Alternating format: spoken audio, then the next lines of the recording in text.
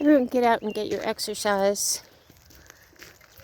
You can hear the beautiful birds. It's an absolutely beautiful sunrise this morning. Whenever I get in a funk, I realize that I haven't gotten outside or gotten my exercise for a day or two. It's very refreshing. It really cleans out the muck in our brains, gives us a healthier perspective, clears out the cobwebs, and helps us to stop having a pity party picnic for one. So on this beautiful, crisp, cold morning, we are grateful for our lives. We say, this is the day my Lord has made. I will rejoice and be glad. I will continue moving forward to those things that lie ahead, putting behind me those things that lie behind, focusing on how I can make other people's lives better, focusing on the power of forgiveness, focusing on the power of love, the love that God gives me. It helps me to love the people that have hurt me, annoying, obnoxious people in my life. We focus on love. We focus on today. For those of my friends with depression, we realize that it is part of the human race. We are not to compare, criticize, curse, or condemn our lives. We realize that we are not alone. We are nothing special or targeted, that poor pitiful me, I have it so bad. Depression is very tricky. It can do tricks on our brain in thinking that we have it worse, when actually we have many blessings that we are not focusing on when we're choosing to focus on feelings of depression. And I want to say it again, we are choosing to focus on feelings of depression. Remember, feelings, they are feelings. Depression is not who we are. It is a feeling. It can often stem from lack of sleep, overexhaustion, burnout. But more often, it stems from, what are we thinking about? What are we focused on when we fall into the muck of depression? For myself, when I fall into the quicksand of depression, I am most likely, undoubtedly, focused on my disappointments, focused on what this or that person did or didn't do, focused on having the resentments instead of letting it go. We are not to retrieve the past hurts. We are not to ponder on past hurts. When I have depression or fall into a pit of depression, I take a step back, I take a shower, I get out and get my exercise, and then I realize that more often than not, I have been focusing on past hurts. I've been allowing the behavior of others to give me feelings of depression.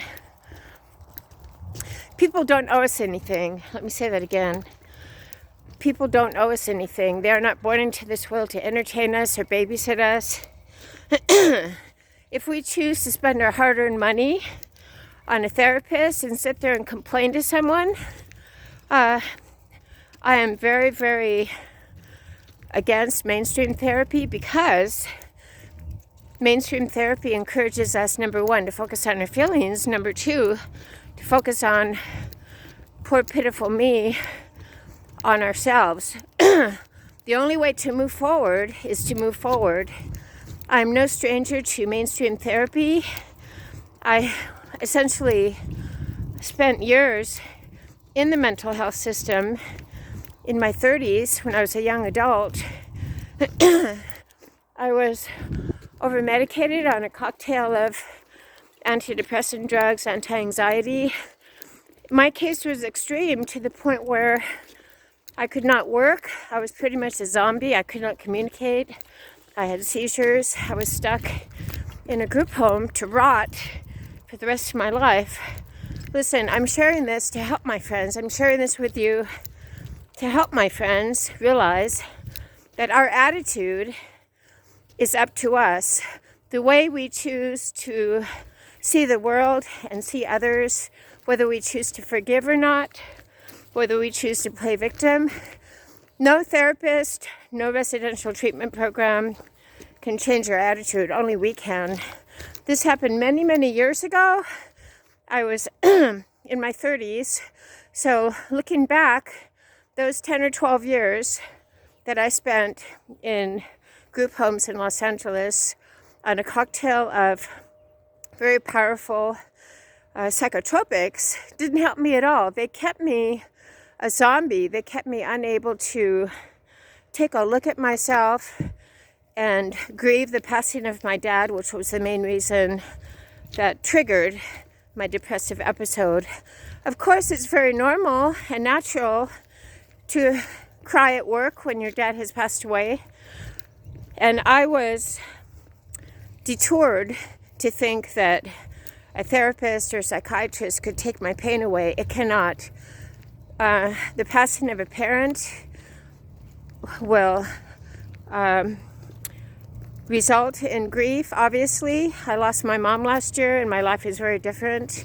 So we're to grieve the passing of our parents. We're to grieve our losses in a healthy way, not in an unhealthy way. We're to grieve in a healthy way, meaning that we accept, we adapt, and we move forward in our different normal after the loss of a parent, after the loss of a job. So psychotropic medicine and counseling, blah, blah, blah, blah, focusing on our feelings doesn't do a gosh darn thing. So I want to remind my friends on this beautiful day that this is the day my Lord has made. I will rejoice and be glad in the day. I am very open in sharing with my friends what happened to me, though it happened 35 years ago, because it made a huge impact on the trajectory of my life, obviously. Since I was 30, that's when most people are building up their career. Those 10, 12 years were a huge chunk of my life that I spent medicated and in group homes.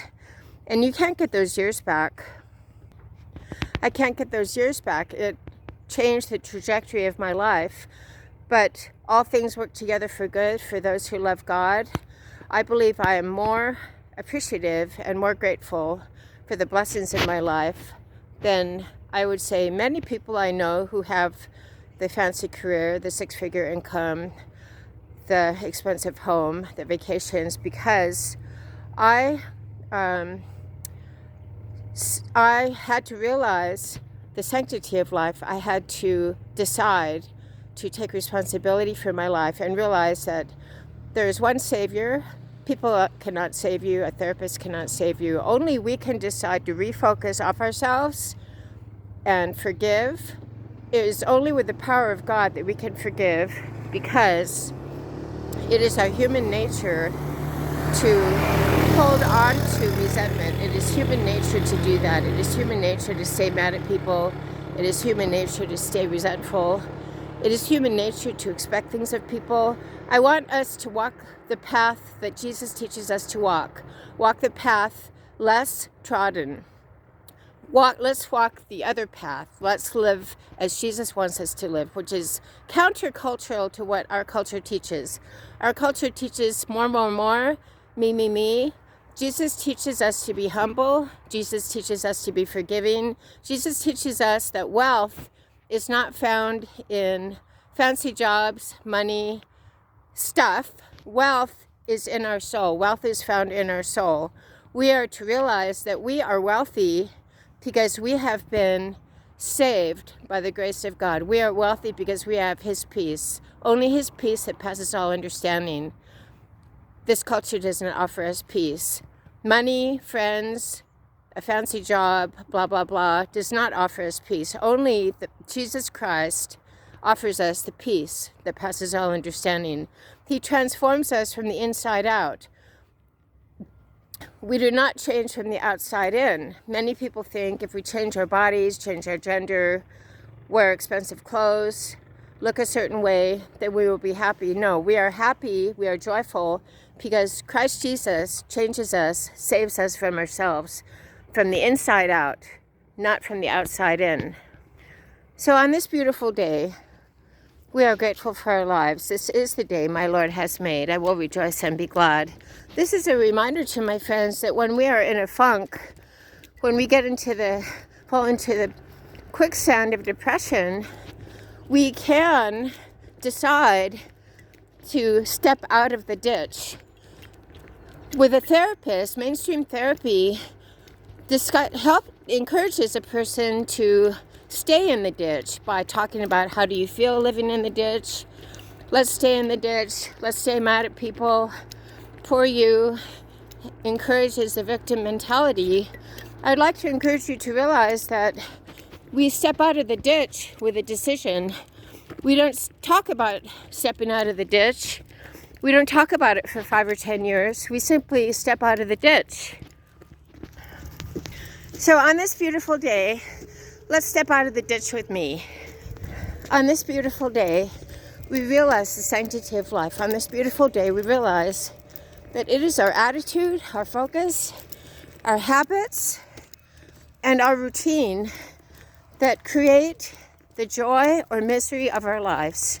So it is never too late to clean up our attitude. It is never too late to decide to make a shift and focus off ourselves. It is never too late to get out and get our exercise.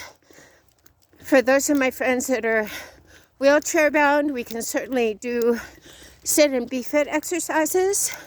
We can certainly watch the kind of food that we're eating. We can work with our circumstances to our benefit. We can see our circumstances as stepping stones to be creative, and we accept and adapt to our circumstances, those things that we cannot change. For example, I have a bad right foot. I had an amputation surgery in 2018, and my right foot has never been the same. I share this openly because I was told I would never run. I'm a personal trainer, so I was told to get a desk job. I have a job where I'm on my feet. Of course, I have a lot of pain all the time, but I adapt and I accept those things that I cannot change. So on this beautiful day, we adapt and we accept those things we cannot change. If we have an injury from a surgery like I do, we adapt and accept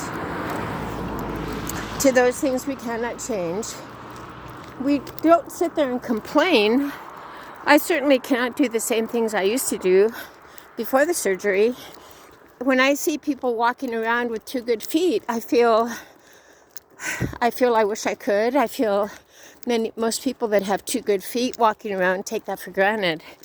But I will not complain, because complaining only makes the grievance feel bigger. Let me say that again. When we complain, our grievance becomes larger. So let's quit our complaining. Let's get out and get our exercise. I could have lost my entire leg in that surgery. It was a bone infection. The infection was spreading into the bone of my leg. Happened very suddenly. So I will not complain because I could have lost my leg. I'm grateful to be able to walk even though I have pain.